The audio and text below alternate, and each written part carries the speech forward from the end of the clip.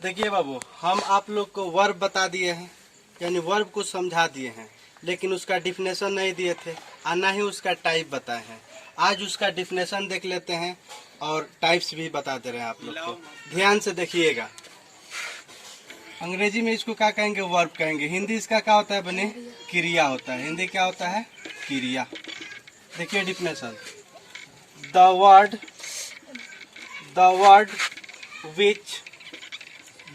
which shows the state,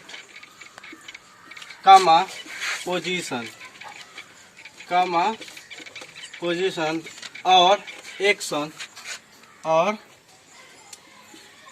action of a noun and pronoun is called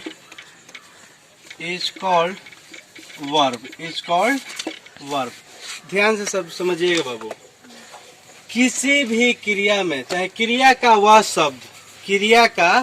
वह शब्द जो noun या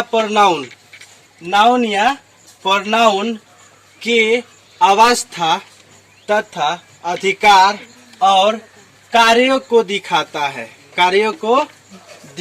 है, उसे क्या कहते हैं? वर्ब कहते हैं। ठीक है, इसमें कोई डाउट नहीं है। जैसे एग्जाम्पल में देखिए बने, एग्जाम्पल में समझ जाइएगा आसानी से। अगर जो हम स्टेट की बात करें तो स्टेट का हिंदी क्या होता है बने? बताया है, अवस्था होता है। क्या होता है? अवस्था। अगर जो हम कोई एग्जाम्पल लेते हैं, जैसे कि आई एम इल, मैं बीमार हूँ, तो मेरी अवस्था क्या है बने? बीमार का। अगर जो कहेंगे कि सी इज इंटेलिजेंट, तो देखिएगा उसकी अवस्था क्या है? तेज का। तो ये अवस्था दिखा रहा है कि नहीं दिखा रहा है बाबू? दिखा रहा है ना। तो ये सब क्या हो जाएगा? आपका वर्ब हो जाएगा। होगा कि नहीं होगा? ठीक है, जैसे कि लिख दे ही इज होनेस्ट, वह ईमानदार है। क्या बने? वह ईमानदार है। तो उसका ईमानदारी की अवस्था दिखा रहा है कि नहीं दिखा रहा है? समझ में आ रहा है ना। इसी प्रकार देख लीजिए ध्यान से, आपको पोजीशन के बारे में समझा दे रहे हैं। पोजीशन का हिंदी क्या होता है बने? अधिकार होता है। क्या होता है बाबू? अधिकार।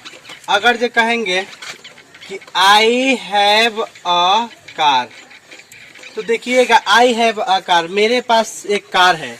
तो मेरे पास जो कार है, तो उस पर अधिकार किसका होगा? मेरा होगा। होगा कि नहीं होगा? अब देखिए इसी पे एक्शन को दिखा दे रहे हैं। यहीं से एक्शन का हिंदी क्या होता है बनी? कार्य। एक्शन का हिंदी क्या होता है? कार्य। अगर जो हम लिखेंगे कि आई एम टीचिंग इंग्लिश, मैं अंग्रेजी पढ़ा रहा हूँ, तो मेरा कार्य क्या है? पढ़ाने का, टीचिंग है। समझ रहे हो ना बाबू? समझ रहे? अगर जो हम कहेंगे कि यू आर रीडिंग, तुम लोग पढ़ रहे हो, तो आप लोग की अवस्था क्या है? कार्य क्या है? पढ़ने की। समझ रहे हो ना। तो ये किसी भी नाउन या प्रोनाउन, ये यू क्या है? प्रोनाउन है। आई क्या है? प्रोनाउन है। आई क्या है? प्रोनाउन है। अगर जो कोई नाम रहता तो नाउन होता। तो ये किसी भी नाउन या प्रोनाउन की अवस्था, अधिकार तथा कार्यों को दिखाता है, उसे क्या कहते हैं? वर्ब कहते हैं। ठीक है। अब देखिए बाबू, वर्ब कितने प्रकार के होते हैं? ध्यान से समझ लीजिए। वर्ब 2 प्रकार के होते हैं। कितने प्रकार के होते हैं बने? 2 प्रकार के होते हैं। देख लीजिए कौन कौन होता है।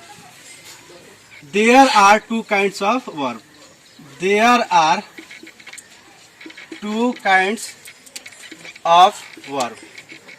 कौन कौन होता है? पहला होता है बाबू मेन वर्ब। कौन होता है? Main verb.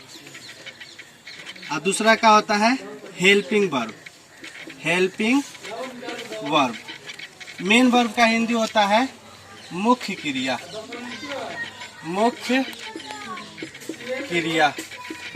और इसका बाबू सहायक क्रिया होता है। सहायक क्रिया। ठीक है, यहाँ तक किसी को प्रॉब्लम नहीं ना बाबू? अब देखिए बाबू, मेन वर्ब किसे कहते हैं और हेल्पिंग वर्ब किसे कहते हैं, ध्यान से समझिएगा। आप लोग टॉपिक लिखिए बाबू मेन वर्ब। किसको? मेन वर्ब देख लेते हैं पहला। तो ध्यान से देखिए ना, मेन वर्ब क्या कहता है। ये किसी भी वाक्य में मुख्य कार्यों को करेगा। क्या बने? ये किसी भी वाक्य में मुख्य कार्यों को करता है। तो इसका डिफिनेशन कैसे देंगे? The verb which does the main work, does the main work in any sentence is called main verb. देख लीजिए, the verb which does the main work, which is भी लगा दो, does, the verb which does the main work in any sentence, in any sentence is called main verb. ये किसी भी वाक्य में मुख्य क्रिया को दिखाता है। इसका हिंदी क्या होगा? मुख्य क्रिया। मतलब मेन वर्ब का हिंदी क्या होता है? मुख्य क्रिया। तो बने देखो ना, इन एनी सेंटेंस, किसी भी वाक्य में मुख्य कार्यों को करता है। क्या करता है बने? मुख्य कार्य को करता है, उसे क्या कहते हैं? मेन वर्ब कहते हैं। जैसे एग्जांपल में देख लीजिए, अगर जो हम लिखवाएंगे आई टीच इंग्लिश, मैं अंग्रेजी पढ़ाता हूँ, तो ये टीच क्या होगा? मेन वर्ब होगा कि नहीं? मुख्य कार्य यही ना कर रहा है बने, तो ये आपका क्या हो जाएगा? मेन वर्ब होगा। होगा कि नहीं होगा? अगर जो दूसरा एग्जांपल हम लिखे, सी हेल्प्स मी, वह मेरी सहायता करती है, तो बाबू मेन वर्ब कौन होगा? हेल्प्स होगा कि नहीं होगा? समझ रहे हो ना कि क्यों मेन वर्ब होगा? क्योंकि मुख्य कार्य यही कर रहा है। ठीक है, तो इसीलिए हम पहले भी बता दिए हैं कि किसी भी मूवी में एक हीरो होता है, मेन हीरो होता है। समझ रहे हो ना? ठीक उसी प्रकार किसी भी वाक्य में एक मेन वर्ब होता है। इसको आप नोट कर लीजिएगा। ठीक है, यहाँ तक किसी को प्रॉब्लम नहीं ना बाबू? Main verb. अब देखिए ना बाबू ध्यान से, मेन वर्ब के पहचान, इसका पहचान भी है।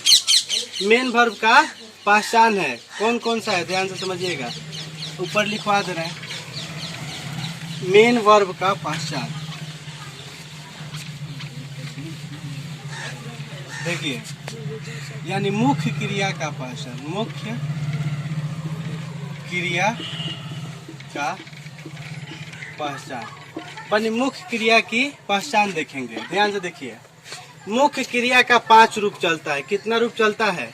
5 रूप चलता है। ध्यान से समझिएगा, क्रिया की पहचान। तब मुख्य क्रिया के ना 5 रूप चलता है। कितना रूप चलता है बने? 5 रूप चलता है, 5 रूप। ध्यान से देखिएगा वो रूप कौन कौन सा होता है।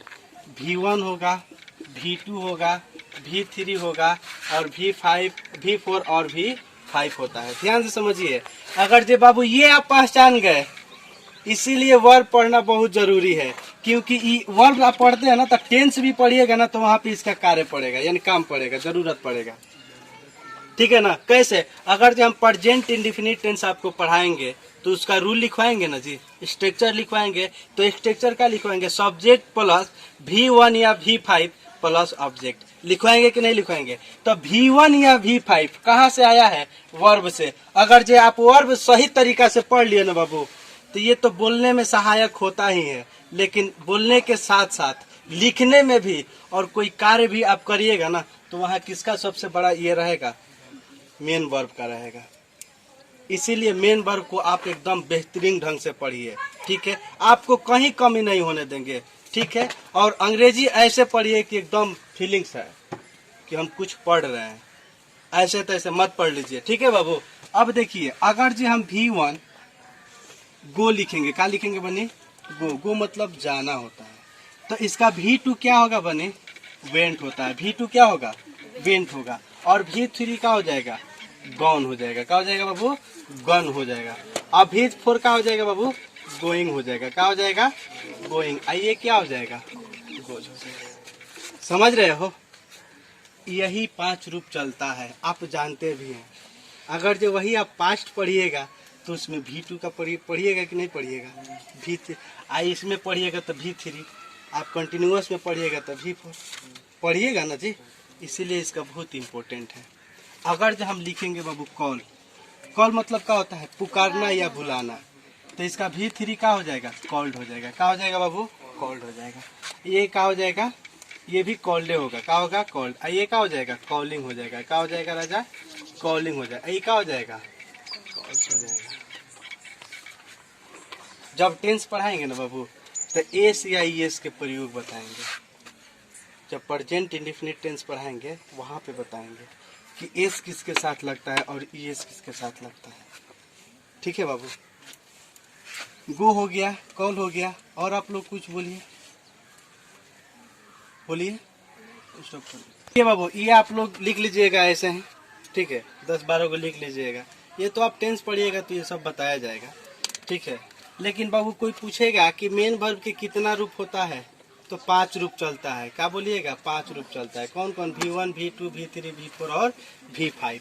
अब देखो ना बाबू ध्यान से, अब मेन वर्ब कैसे पहचानेंगे कि ये मेन वर्ब है, कैसे पहचानेंगे, ध्यान से समझिएगा। हिंदी में किसी भी शब्द के अंत में ना हो, कब हो, ना आए, क्या आए, ना आए, और उससे किसी न किसी कार्य का बोध हो, उसे ही क्या कहते हैं, मेन वर्ब कहते हैं। जैसे देख लीजिए, खाना पीना, रोना हंसना, दौड़ना पटकना, उठना जगना, खेलना पढ़ना, ये सब क्या हो जाएगा, मेन वर्ब। एक बात ध्यान में रख लीजिएगा, अगर जब हम एक्जेक्टिव वर्ब पढ़ाएंगे ना तो उसमें पूछ देता है कि एक्जेक्टिव वर्ब की कुल संख्या कितनी होती है, तो मात्र 24 होती है। लेकिन अगर जो कोई पूछ दे कि मेन वर्ब की कुल संख्या कितनी होती है, तो आप कहिए कि सर मेन वर्ब का कोई सीमित नहीं है, असीमित है। मेन वर्ब की संख्या का कोई सीमित नहीं है, यह असीमित है, ठीक है ना। जिसके भी अंत में ना आए या ना आने की संभावना है, वो सब क्या हो जाएगा, मेन वर्ब हो जाएगा। अब देखिए बनी, मेन वर्ब 2 प्रकार का होता है। कितने प्रकार का, 2 प्रकार का। ये आप लोग को हम नेक्स्ट वीडियो में बताएंगे और नेक्स्ट क्लास में पढ़ाएंगे, ठीक है।